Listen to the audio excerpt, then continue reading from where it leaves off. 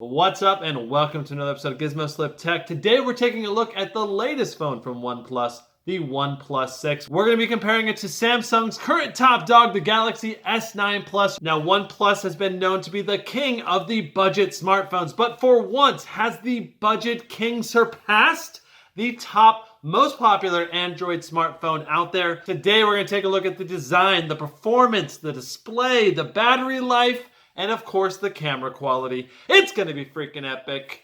Let's get started.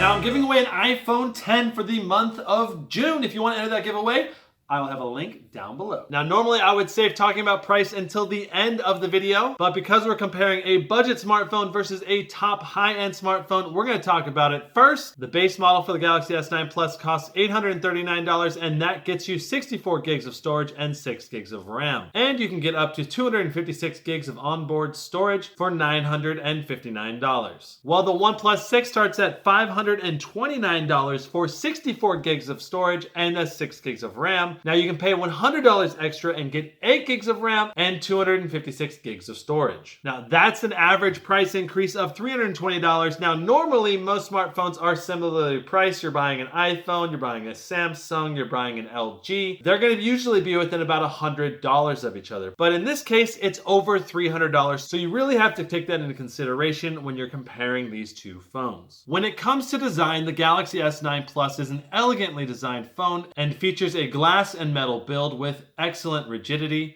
Of course, you can't miss the cool factor of the infinity display that wraps around the sides. Normally, the added benefit of glass on the back is that it allows for wireless charging, which of course the S9 Plus includes. But OnePlus is offering a model with glass on the back for the OnePlus 6, even though it doesn't offer wireless charging, which really doesn't make sense to me. I prefer the aluminum back because it doesn't attract fingerprints as often, it's more durable, and you don't have to worry about breaking the glass. On the other hand, the OnePlus 6 is also a very attractive phone with glass and metal edges. And of course, both phones feature minimal bezels, while the OnePlus 6 has a notch, giving it just a tad more screen to body ratio. I've got to say that I was initially very skeptical of Android phones with notches, but after playing with the Huawei P20 Pro and the OnePlus 6 a lot, I've realized that the Android software handles the notch exceptionally well. When you're in vertical mode, having that extra screen real estate around the notch allows the notification and clock bar to be moved up just enough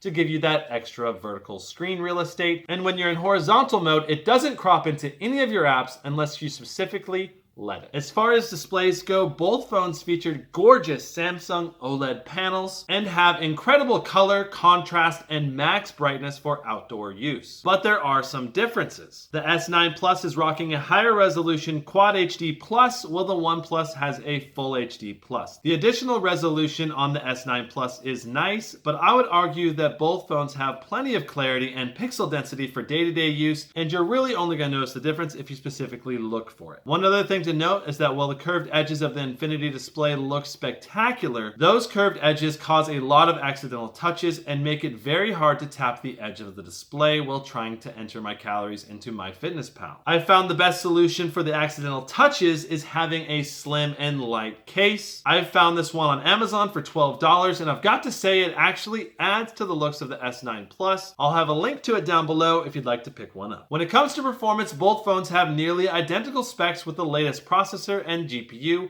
the Snapdragon 845 and the Adreno 630. Now there are two main differences when it comes to the hardware between these two phones. You have the OnePlus's additional 2 gigs of RAM, which will help it outperform the S9 Plus when switching between apps. And then you also have the LTE radio. Now the OnePlus 6 will work with nearly all carriers, but it just might not be able to receive signals from certain towers, which might affect the quality of signal that you receive depending on where you are. Now the great thing about the S9 Plus is it's able to send and receive all cell phone signals within the United States. Now you can't talk about performance with these two phones without talking about the software under the hood. OnePlus is known for optimizing their phones extremely well with what they call Oxygen OS. The result is the OnePlus 6 is the quickest smartphone at opening, switching, and closing apps in day-to-day use that you can currently buy. The S9 Plus, on the other hand, utilizes Samsung's beautiful TouchWiz interface, and though it is pretty, it suffers from the forced inclusion of Bixby, slightly slower performance, and the occasional stuttering, which drove me crazy enough to switch to the Nova launcher instead. Now for battery life, we have a 3500 mAh battery in the S9 Plus and a 3300 mAh battery in the OnePlus 6. But we also have the increased resolution on the S9 Plus, and that's going to drain the battery more quickly than the lower resolution display on the OnePlus 6.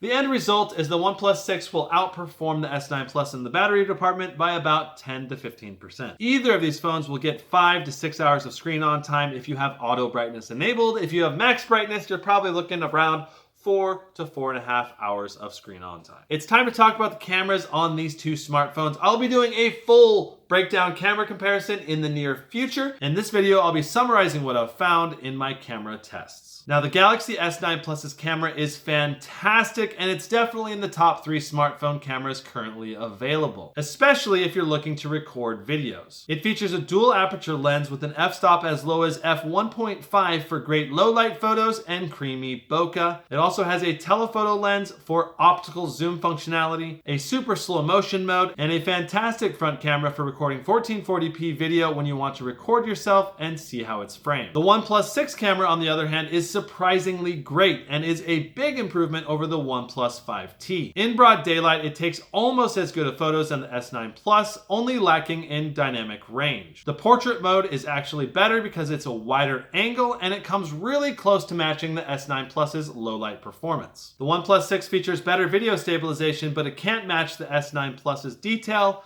gradual exposure control, and dynamic range. The front camera is also very cropped in, capturing a very narrow field of view by comparison to the S9 Plus. Overall, the S9 Plus has a more well-rounded camera, takes slightly better photos with a touch more dynamic range, and is definitely better in the video department. The S9 Plus features dual speakers for stereo audio, and they are a tad louder and more immersive than the OnePlus's single bottom firing speaker. To sum it all up, the OnePlus has just as good a screen, better battery life, and snappier day-to-day performance.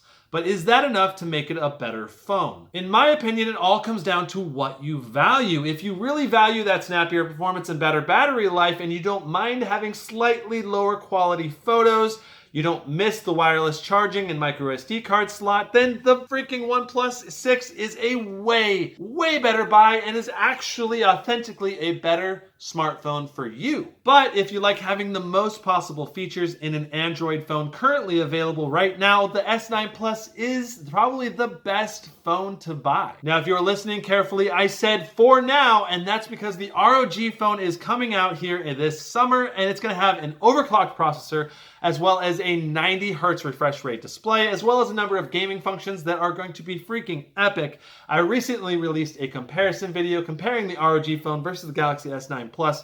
If you'd like to check that out, I'll have a link in the description down below. And don't forget to check out the pinned comment down below to see whatever I'm currently giving away. And that's it for this episode of Gizmo Slip Tech. If you enjoyed it, be sure to give it a thumbs up. And if you want to see more, hit that subscribe button and tap that notification bell. We'll see you next time. Brandon out.